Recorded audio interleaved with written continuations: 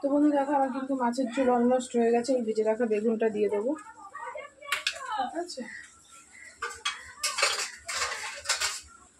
ভেজে রাখা বেগুনটা দিয়ে দেবো। মাছ আলু সব সেদ্ধ হয়ে গেছে।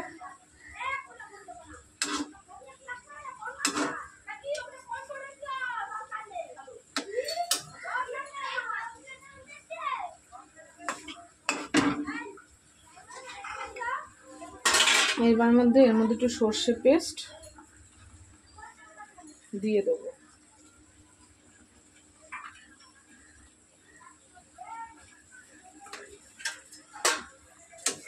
বেশি না, সর্ষে পেস্ট দিয়ে তোমার 2 মিনিট স্টিমে দেবো, স্টিমে থাকবে।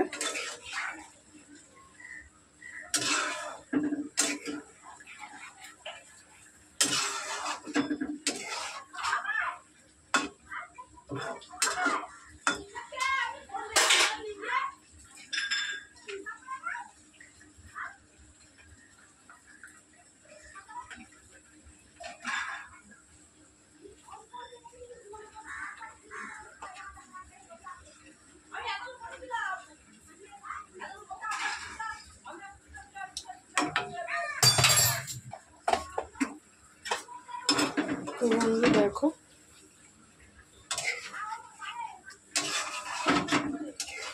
এই মাছ কিন্তু পাতলা, এরকম কালো জিরে ফোড়ন দিয়ে কাঁচা লঙ্কা চিড়ে কিন্তু ঝোল করে খাওয়া যাবে। জিরে আদা বাটা দিয়ে, তোমার কাঁচকলা দিয়েও অনেকে খায়, ভালো লাগে। এটা জাস্ট 2 মিনিট স্টিম দিয়ে নামিয়ে নেবো। চলো তো বন্ধু আর ঢাকবো না, এটা একটুখানি জোরেই হবে স্টিমটা, ঠিক আছে? আর ঢাকবো না।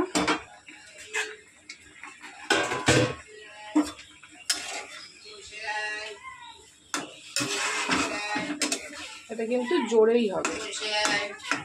আর সর্ষে দিয়ে বেশিক্ষণ ফোটাবো না, নামিয়ে ফেলবো। তো বন্ধু দেখো আমার কিন্তু হয়ে গেছে।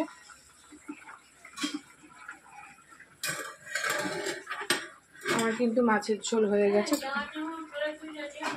5টা পাতলা মাছের ঝোল, আদা লঙ্কা বাটা নামানো। এটা আমি মাছ ঢালবো, নামানোর সময় একটু সর্ষে বাটা দিয়ে নামিয়ে ফেলছি। দেখো আমার কিন্তু হয়ে গেছে, সুন্দর একটা গন্ধ বেরিয়েছে, যেটা হয়। এবারে আমি নামিয়ে ফেলি। চলো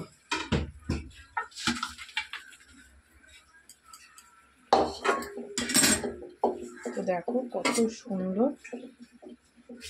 আজকের কচুগুলো ঠিক আছে, কত সুন্দর দেখো।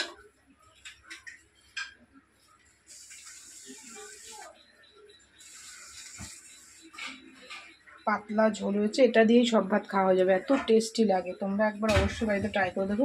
তো চলো বন্ধু আমি গ্যাসটা মুছে নিই, আমি ঘর মুছে রেডি হয়ে নেবো। তো চলো এখনকার মতন এই পর্যন্ত, সঙ্গে থেকো, আবার ফিরে আসছি।